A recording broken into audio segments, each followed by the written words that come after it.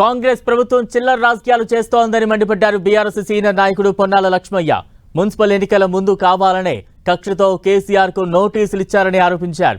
Police నిఘా వర్గాలు చేసే పనికి రాజకీయ నాయకులకు ఏం సంబంధమని ప్రశ్నించారు బీఆర్ఎస్ నాయకుడు పొన్నాల లక్ష్మయ్య. 10 సంవత్సరాలు ప్రతిపక్షంలో ఉన్న కాంగ్రెస్ పార్టీ ఎప్పుడైనా ఎన్నడైనా ఏ రోజైనా ఏ వేదిక మీదనైనా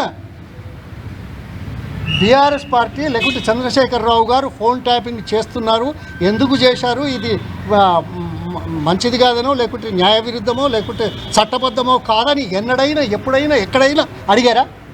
పోలీసు వాళ్ళు ఎప్పుడు ఏం చేసినా చట్టపరిధిలో చేయాలి కదా, ఎవరో ఏదో చెప్తే చేస్తారా?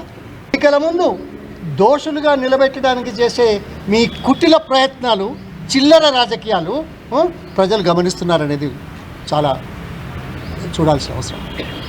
వాళ్ళు చేసిన దానికి రాజకీయ నాయకులను బాధ్యులు చేయడం ఏ మేరకు సబబు?